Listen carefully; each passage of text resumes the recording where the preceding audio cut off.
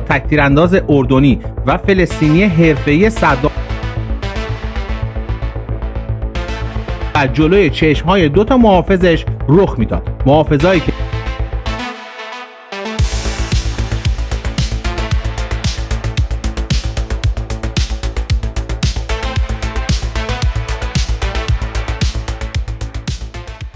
خود سروان آریا مخفیانه وارد خاک دشمن شده بود. اونا با جمع کردن نیروهای نفوذی و مقیم واحد تکاشا به فرماندهی ستوان شفق عملیات معکوس اتحادیه میهنی رو سازماندهی کرد.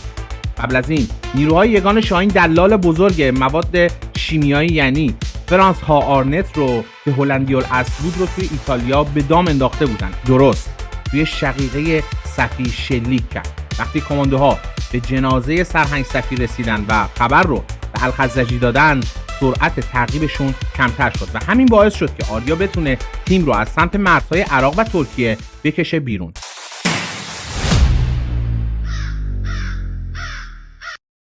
درود بر شما، اینجا زاغ مدیاست و من هم مخلص شما جلال هستم.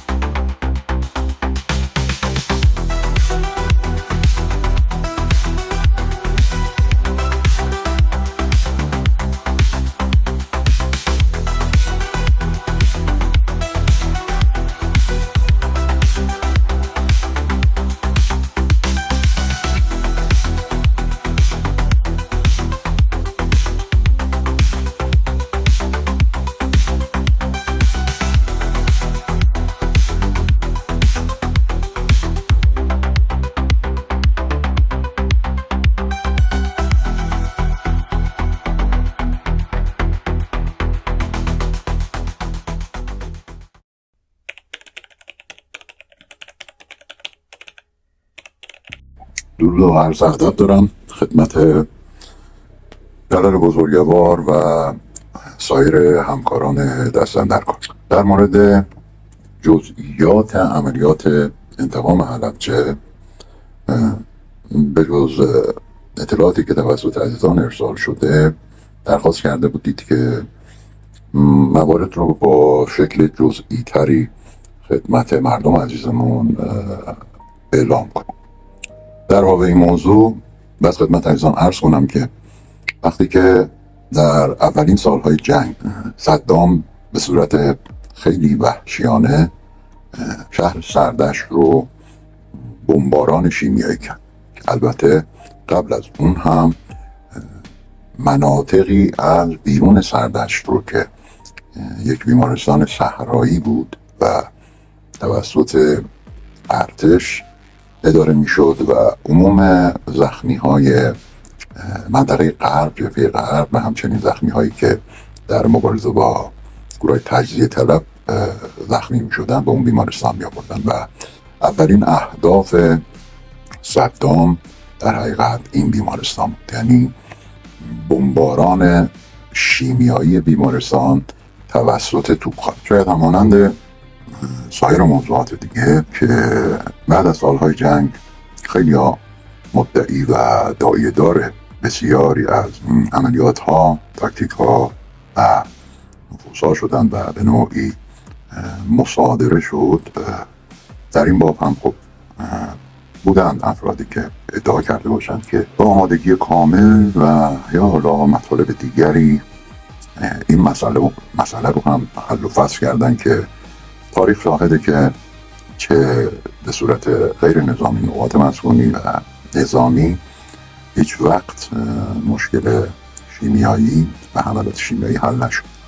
در همون اولین روزهای حمله که صدام با توجه به اینکه در غرب کشور کوهستان‌ها و مناطق صعب العبور میتونست در جاهایی برای نیروهای ایرانی یک مزیت حساب بشه، برای جلوگیری از پیشرفت این نیروها حملات شیمیایی رو انتخاب کرد و در اولین استفاده ها نیروها توجیه نبودن و عمدتاً فکر میکردن که صدام داره از گاز هشکاور یا دود فسفر استفاده میکنه تا نیروها نتونن مسیرشون رو پیدا کنن.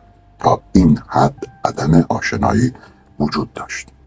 اما از سوی دیگر به خاطر حضور تیپ 58 تکاور تازه تأسیس شده توسط امیر سرتیپ اریاری که در غرب مستقر بود و کمینه واحد شاهین که از اولین روزهای انقلاب فعال شده بود، این حملات شناسایی و مبرز شد که این گازها شیمیایی هستند و تا اون موقع هم شهدای فراوانی با استنشاق این گازها در میان کوهستان ها از بین رفته بودند.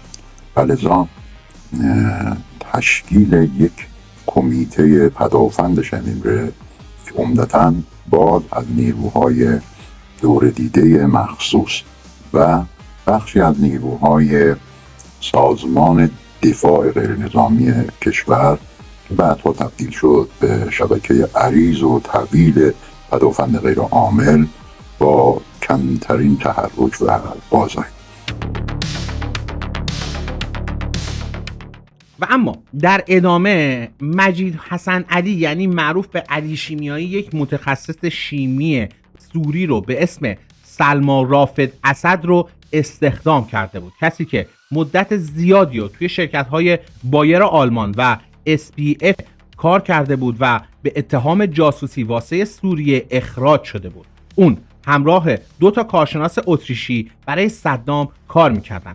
اطلاعات واحد شاهین نشون میداد که فرانس این بار ترکیبات سیانید رو همراه با این اقلام خریداری شده اضافه کرده. آریا بلافاصله بعد از برگشتن درخواست داد که جلسه شورای فرماندهی توی قرارگاه محرمانه تهران تشکیل بشه، چون مشخص بود صدام بدجور دنبال تولید سلاح‌های جدید شیمیایی و توسعه صنعت موشکی خودشه. صدام توی اون مقطع به جز مواد خام شیمیایی قطعات خیلی زیادی رو برای سرهم کردن موشک‌های سام و اسکاد از کشورهای بلوک شرق، یوگسلاوی و اوکراین خریداری کرده بود. اینها به جز اون 800 تا موشک اسکاد بی بودن که دولت شوروی بهشون داده بود. اون قطعات رو پنهانی و بیشتر در قالب قطعات مکانیکی می‌خرید و وارد خاک عراق می‌کرد. همه این اطلاعات در عین حال که واسه همه نگران کننده بود، برای تهرانی مقدم و سرهنگ تیم موشکی ایران اطلاعات خیلی با ارزشی به حساب می اومد. شورای عالی دفاع سریعاً تمام دستورالعمل‌های تکمیلی کمیته پدافند شیمیمره یعنی شیمیایی، میکروبی، رادیولوژیک رو تصویب کرد و به دولت و ارگان‌های مربوطه فرستاد. مهندسی رزمی ارتش و سپاه به همراه جهاد با سرعت و تلاش‌های شبانه روزی دست به کار شدن تا ماشینالات و ادوات حرفه‌ای‌تر پدافند شیمیمره رو تولید کنند. همینطور یک کارگروه ترکیبی ویژه از مهندسین شیمی جهاد، سپاه و افسران و کادرهای پدافند شیمیمره ارتش، افراد بازنشسته این واحد و حتی متخصصین اخراج و پاکسازی شده ارتش توی این زمینه تشکیل شد. 2 کارخونه تولید مواد شیمیایی، سوله‌های اضافه و انبارهای خالیشون رو در اختیار کمیته پدافند شیمیمره گذاشتن. اینجوری شد که مواد مایع، کف و فوم‌ها با فرمول‌های جدید خنثی کننده ترکیبات سیانوژن و تابون به همراه خنثی کننده‌های قبلی VX، گاز خردل و سارین گاز اضافه شد. توی پایگاه‌های محرمانه واحد هوافضای سپاه و پایگاه ارتش هم تلاش‌های چند برابری رو داشت انجام میداد. این تهرانی مقدم و سرهنگ بودن که شب‌ها رو روزهای متمادی بدون استراحت و خواب مدام بین کارگاه‌ها و پایگاه در حال جابجایی بودن. حتی چند نفر از اعضای سپاه به اسم توی جلسه‌های توجیهی شبکه عملیات فوق سری شاهین 715 شرکت می‌کردند و به شبکه برون مرزی اضافه شده بودند. مسیرهای جدید خرید قطعات موشکی توسط صدام با اطلاعات نهایی که آریا و تیمش آورده بودند، اطلاعاتی که بنابر توافق فقط به شخص تهرانی مقدم و سرهنگ داده میشد، آریا بعد از عملیات انتقال سرهنگ صفی که داستانش رو گفتیم قبلا بهتون توضیح دادیم، 4 شبانه روز تمام کنار تهرانی مقدم و سرهنگ هدایتی نشست و با راهنمایی فنی اونها تمام اطلاعات دریافتی از سرهنگ صفی و رابطهای واحد تکاشا رو برای امنیت و حفاظت به ذهن خودش سپرد. اما جناب آریا توی اون اتاق پشت میز روبروی تهرانی مقدم با فلاکس چای و سیگارش نشسته بود و هر جمله‌ای که میگفت یک لبخند شادی روی لب‌های تهرانی مقدم مینشوند. تهرانی مقدم هم با همون چهره خندان جملات رو تبدیل به نگاه فنی میکرد و مینوشت. از فرط شادی مدام لیوان چایی رو پر میکرد و با خنده به ستوان میگفت آقا نوش جونت، بزن حلالت باشه این سیگار. فرهنگ علیاری هم توی جمع‌های خودمونی با شادی میگفت که به این تایگر، جگوار و شاهین ما سیگار چاییش رو بدین و تمام. این پسر ما حتی توی بدترین کمینای تک‌تیرانداز هم از چای سیگارش غافل نمیشه. بیشتر از مزیتاش نگم، همین بسته 3 شبانه روز بی آب و غذا استتار کرد و به کمین شکارش نشست. 2 تا تک‌تیرانداز اردنی و فلسطینی حرفه‌ای صدام رو شکار کرد، سیگارش هم همونجا کشید. قبل از شروع عملیات ولفجر 10 و پیروزی هایی که قبل از حمله میراژ ها به دست اومد، صدام چندین بار با موشک‌های الحسین به شهرهای تهران، اصفهان و قم حمله کرده بود. اون بی هدف و با خطای خیلی زیاد این موشک‌های ارتقا یافته رو شلیک میکرد، اما جوابهای تهرانی مقدم خیلی دقیق بود، طوری که در مقابل حدود 50 موشک شلیک شده صدام، 3 تا موشک جوابی اول تهرانی مقدم به بغداد دقیقاً خورد وسط هدف. آریا با فرماندهی نیرو و سرتیپ علیاری تماس گرفته بود و اولین نفری که خودش رو رسونده بود به شهر احمد کاظمی بود. کار تخلیه مردم و نیروها خیلی زود شروع شد. اینجا داریم وارد پسا عملیات ولفجر 10 میشیم. بلافاصله مأموریت عملیاتی بیمارستان‌های اطراف رو عوض کردند. مجروحای عملیات در حال تخلیه به شهرهای مرکزی بودند و چندین مرکز آموزشی هم برای اسکان دادن به ساکنین شهرهای تصرف شده در نظر گرفته شد. اما نزدیک ساعت 2 بعد از ظهر آریا یک تلفن‌گرام محرمانه از قرارگاه مرکزی محرمانه دریافت کرد. توی چند روز گذشته جابجایی‌های مشکوکی توی پایگاه‌های هوایی بصره و 2 تا پایگاه دیگه انجام شده بود. همچنین حدود 100 تا خلبان که بیشترشون خلبان‌های ویژه میراژ و میگ 23 بودن، توی چند تا گروه به یکی از ویلاهای توی منطقه سبز که مهمانی‌های شبانه توش برگزار میشد رفت و آمد کرده بودند و آخرین خبرها هم مربوط به تحرکات توی پایگاه بصره بود. آریا بلافاصله دوید سمت سنگر مخابرات تیپ نجف و اخطار قرمز پدافند شیمیمره رو به تمام واحدهای ستادی شهرها و همه یگانهای مستقر توی خطوط جبهه فرستاد. بزرگترین فاجعه جهانی داشت اتفاق میافتاد. سرعت تخلیه منطقه حتی برای نیروهای عملیاتی هم کند بود. اونها با اولین پاسگاه عملیاتی واحد تکاشا تماس گرفتند و دستور تخلیه نیروها توسط آریا صادر شد. همونجا خبر بلند شدن 50 فروند میراژ F1 رو شنید. دیگه حتی فرصتی برای اخطار دادن به نزدیکترین واحد توی حلبچه هم نبود. جاده‌های منتهی به حلبچه پر از جمعیتی بود که بخشی از مردم خود شهر و بخش شهرهای اطراف بودند و داشتن برمیگشتن.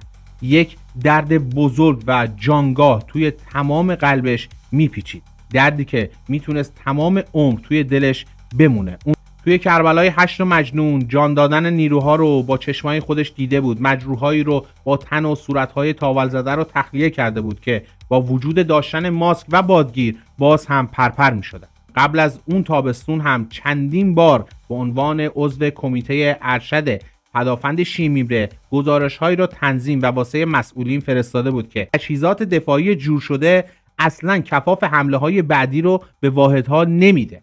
اما اول تابستون همون سال وقتی از روتردام برگشت، توی جلسه شورای عالی دفاع رسما با آقای وارد مشاجره شد.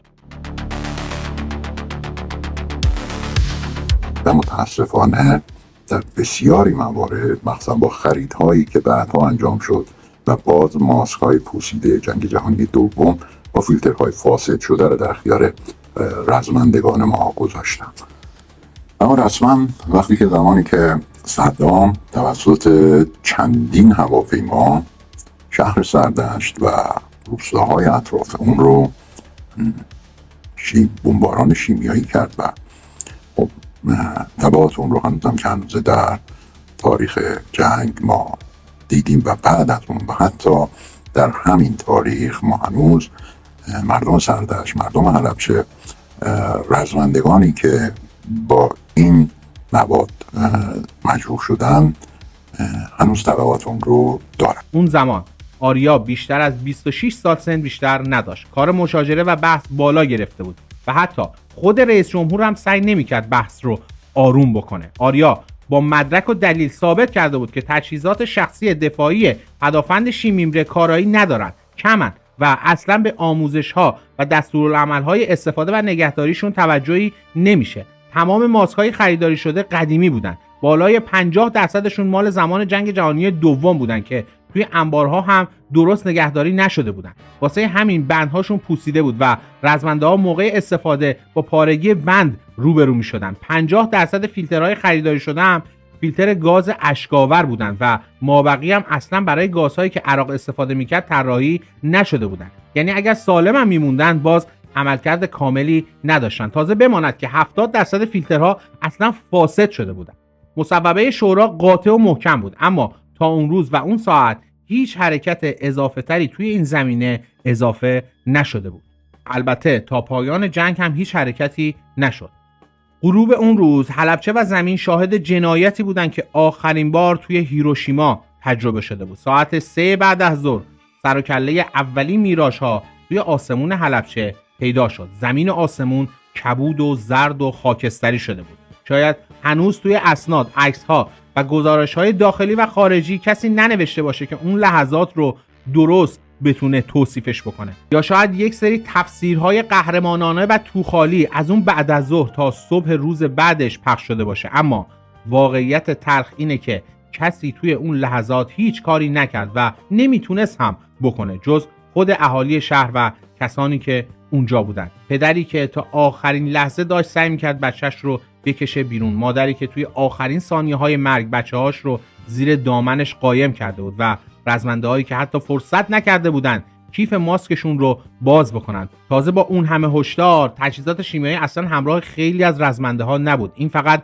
یک جنایت نبود، خیانت و جنایت با هم بود و شاید همین ظلم و فاجعه بود که باعث شد شورای شاهین بلافاصله عملیات انتقام رو با چندین هدف تصویب بکنه. آریا اولین نفری بود که صبح فردای حادثه با توجه به دیده‌هاش و بررسی اجساد و مجروح‌ها گزارشش رو نوشت و فرستاد. این حمله حقیقت بارز یک جنایت جنگی بود.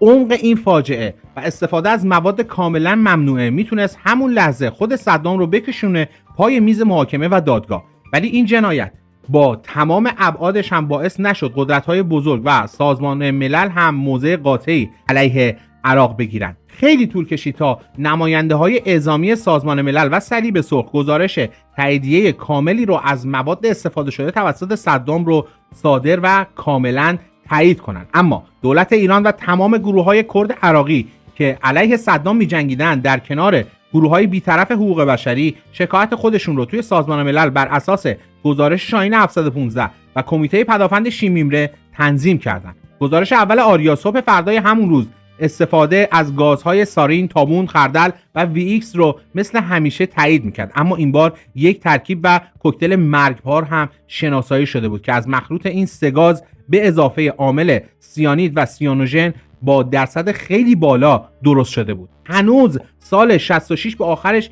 نرسیده بود که یگان شاهین 715 بعد از تصویب کلی عملیات انتقام و به دست آوردن شواهد و اسناد بیشتر آخرین جلسش رو توی قرارگاه محرمانه غرب کشور تشکیل داد.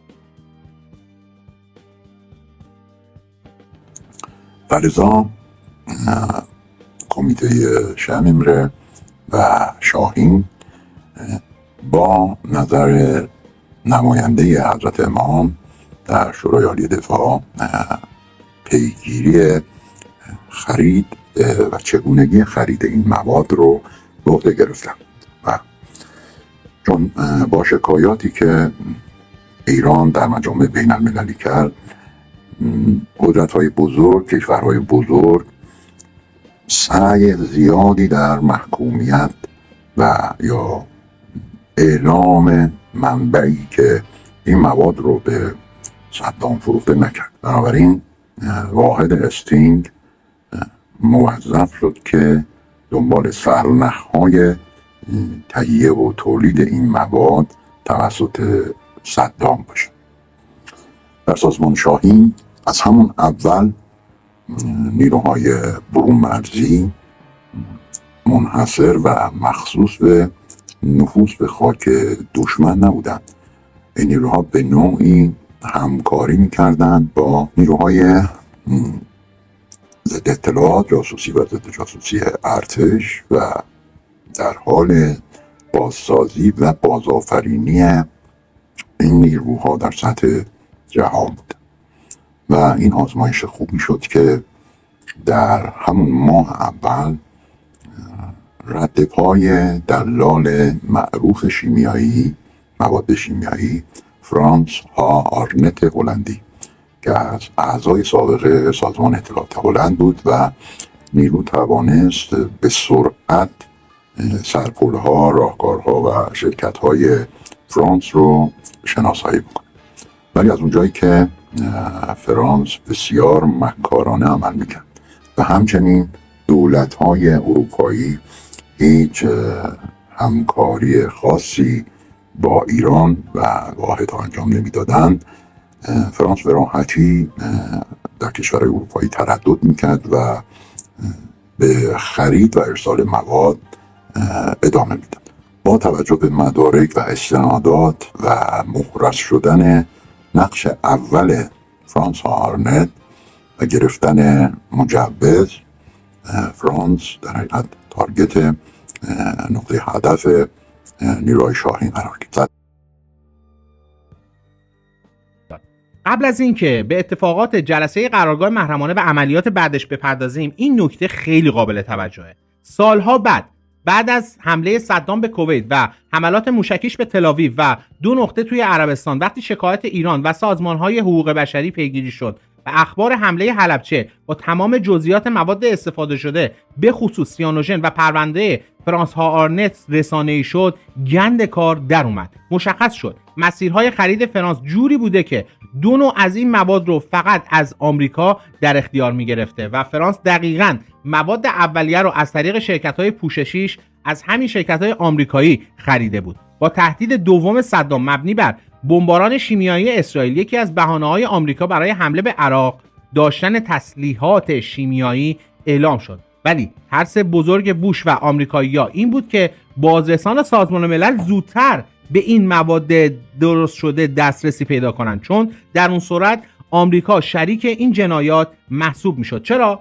چون بعد از حلبچه و عملیات انتقام شاهین 715 اسناد و شواهد بیشتری رو منتشر کرده بود که نشون میداد آمریکایی‌ها و بعضی از دولت‌های اروپایی مثل فرانسه و هلند نقش پررنگی توی دسترسی صدام و فرانس ها آرنت به این مواد داشتن. برمیگردیم به سراغ قرارگاه محرمانه توی غرب کشور و اون جلسه مهم، جایی که 5 فرمانده اصلی تیم‌های شاهین 715 سروان آریا، امیر سطیب علیاری و حاج احمد کاظمی توش حضور داشتند. فرانس ها آرنت صدر لیست حذف بود. علی شیمیایی نفر دوم، سلمان رافد اسد رئیس متخصص ساخت و ترکیبات سلاح‌های شیمیایی اونها، یعنی همون سلما، حتی با وجود اینکه از خاندان حافظ اسد بود نفر سوم لیست به حساب می اومد. علاوه بر اینها چند سوژه زنده مرتبط با حملات شیمیایی هم باید زنده دستگیر می شدن. مأموریت دوم این کار یعنی اسمش عملیات سکوی آنیمای 2 بود. حمله و انهدام لانچرهای موشکی متحرکی بود که عملیات و شلیک به شهرهای ایران رو در دستور کارشون داشتن. همونطور زدن یک پناهگاه پنهان لانچرهای متحرک که توی ویدیوهای بعدی حتما به این روایت بسیار مهم و محرمانه میپردازم. توی این عملیات تمام افرادهای واحدهای استینگ، عملیات سری، هفت رد، صاعقه و حتی واحد کیف سیاه از داخل ایران و واحد تکاشا از داخل خاک دشمن شرکت میکردن. با وجود اینکه دشمن اصلا تصور چنین نفوذ رو با این حجم و توی این فرصت کم از طرف شاهین 715 نمیکرد و دولت عراق هم بدجور درگیر اعتراضات جامعه جهانی و انجیهای حقوق بشری بود، کار کلید خورد. آریا بنابر نبوغ خودش الگوریتم‌های نفوذش رو همیشه تغییر میداد، نه فقط توی نفوذ بلکه توی تمام کارهای یه واحد ویژه عملیات، اطلاعات، ضد اطلاعات، تاکتیک، خرابکاری، ساپوتاژ، آموزش، لوجستیک و ارتباطات. اون اصلاً از فرمول‌های آمادگی یگانهای مشابه دنیا یا مباحث آکادمیک استفاده نمی‌کرد. تمام اون چیزی که از استادش یاد گرفته بود رو کاملتر می‌کرد و به اجرا می‌گذاشت. اون از شگردهایی استفاده میکرد که شاید توی دستورالعمل‌های واحدهای مشابه جزء مناطق ممنوعه بود. مثلا همون روزهای اول انقلاب اون از 56 خانه شبکه بیسیم 37 خانه‌اش رو نجات داد. یا یه بارم موفق شده بودن یکی از انبارهای موشکی بغل پالایشگاه کرکوک رو شناسایی بکنن. روز آخر شناسایی با لباس مبدل و خودرو داشتن از جایگاه پالایشگاه رد می‌شدن و قصد داشتن فرداش عملیات انهدام انبار رو انجام بدن. یهو یه افسر ارشد استخبارات که مسئول محافظت از پالایشگاه بود با ماشین راهشون رو بست. وقتی اون افسر با تحکیم پرسید چرا تو این جاده رفت و آمد میکنین، آریا صاف تو چشاش نگاه کرد و حقیقت رو گفت قصد دارن فردا پالایشگاه رو بزنن و اونجا رو نابود کنن، الانم برای شناسایی اومدن. افسر استخبارات با شنیدن این جمله کاملا واقعی به خیال اینکه 2 تا مرد و 2 تا زن داخل ماشین مست هستن و دارن چرت و پرت میگن، با عصبانیت راه رو براشون باز کرد و خط و نشون کشید که اگر یه بار دیگه اینجا ببینتشون همشون رو بازداشت میکنه و تحویل دژمان شهری میده. حتی وقتی واحد کیف سیاه مدارک جعلی شناسایی نظامی واسه بچه‌ها درست میکرد، معمولا آریا دستور میداد مدارک هویتی رو برای واحدهای سرشناس با درجات بالا و فامیلی‌های نزدیک به فرمانده‌های معروف صادر کنند. مدارکی با فامیلی‌های مثل الخزاجی، تکریتی و اینجور چیزها. داشتن چنین مدارکی با درجات بالا باعث میشد ارگان یا فرد چک کننده بیشتر تحت تاثیر نسبت فامیلی طرف با فرمانده‌های بزرگ قرار بگیره و دیگه زیاد روی مهرها و امضاها کلید نکنه و دقیق نشه. این بار مسیرهای ورود و نفوذ دقیقاً از همون منطقه و از 3 تا مسیر انتخاب شد. ولفجر 10 و حلبچه تازه تموم شده بود و بخش بزرگی از نیروهای عملیاتی منطقه رو خالی کرده بودند. نیروهای عقب نشینی کرده عراقی دوباره داشتن به سمت جلو جابجا می‌شدند. تیم‌ها هم با استفاده از همین شلوغی و با انواع و اقسام مدارک جعلی با لباس‌های شخصی و نظامی بین 80 تا 150 کیلومتر داخل خاک دشمن نفوذ کرد. در واقع از ترکیب تمام تیم‌های شاهین 3 تا تیم کامل و مرکب جور شد. نیروی هجومی، نیروی ارتباطی و نیروی کیف سیاه برای جعل فوری و هم برای به دست آوردن متریال‌های اصلی با مهر، کاغذهای مختلف و حتی خودکارها، جوهرها، کاغذهای کپی و ماشین‌های تایپ.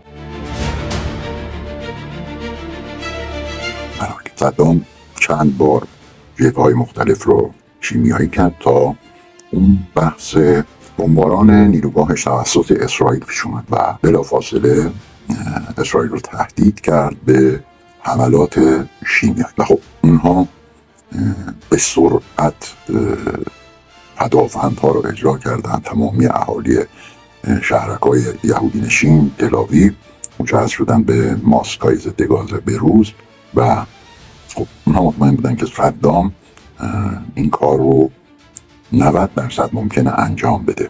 حالا لازم بود که اونها هم پیگیر بشن برای حذف فرانس ها آرنت. در این فرایند فرمانده شاهین سعی کرد یک برنامه ریزی زیبا و جامعی را ارائه بده که بتونه فرانس رو در زمان اصلی گیر بده. این شد که یک طراحی انجام شد، یک تیم ناشناس که میخواست در حقیقت میتونست از طرف نیروهای ایرانی باشه و درخواست خرید مواد رو داشت در اون موقعیت و فرانس هم یک دلال بود. این کار خیلی ظریف و خیلی اطلاعاتی و عملیاتی انجام شد تا هم فرانس قانع بشه و هم نیروهای استخبارات عراق متوجه این قضیه بشن و همچنین یک سرنخ فریبی به نیروهای موساد داده بشه که اونها هم دنبال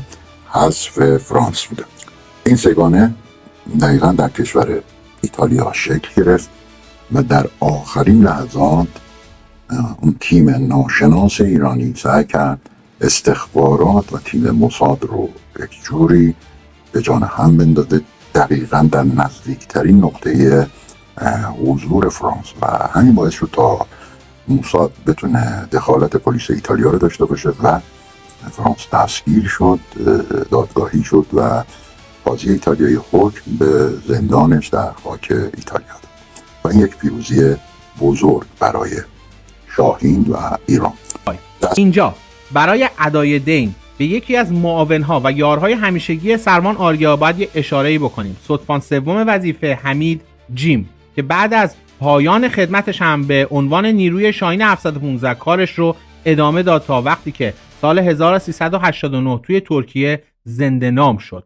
در حقیقت واحد کیف سیاه با حضور این افسر وطن پرست جون گرفت. اون علاوه بر مدیریت و فرماندهی کیف سیاه مسئول نیروگیری، گزینش و آموزش‌های خاص فریب، استتار اطلاعاتی و جنگ روانی شاهین 715 هم بود. سربازهایی که سوابق قبل از خدمتشون جرم‌هایی مثل سرقت ماشین، دزدی، جیببری و اینجور چیزا بود، بعد از ورود به شاهین 715 تبدیل به سربازانی می‌شدن که نقش‌های بزرگی رو توی عملیات‌ها بازی می‌کردن که البته توی یک برنامه مفصل به این واحدها و افراد شاهین 715 حتما می‌پردازیم. هر سه تا تیم بلافاصله بعد از مستقر شدن وارد مأموریت‌های مستقل خودشون شدن. تیم 2 به فرماندهی ستوان جانسپار وطن حمیم جیم و نیروهاش اولین تیمی بود که با همراهی 4 تا نیروی کرد و ترکمن که زیر نظر ستوان دوم بانو پروین، همافر یکم بانو و استوار یکم از واحد استینگ و واحد تکاشا به یک انبار توی هومه دسترسی پیدا کرد. انباری که قطعات لانچر و لوازم ناوبری موشک‌های فراک توش نگهداری میشد. با نبوغ ستوان حمید جیم این انبار به صورت کاملا مخفیانه تسخیر شد. قبل از انهدام قطعات ناوبری رو از انبار کشیدن بیرون و توسط ستوان بانو پروین و 2 تا از همراهاش به مخفیگاه نزدیک سلیمانیه منتقل کردند و از تمام تجهیزات عکس گرفتن. فردای روز تسخیر انبار کاملا منهدم شد. در واقع این عملیات و پیروزی حاصل از اون یه جورایی یک عملیات جنگ روانی هم به حساب می اومد.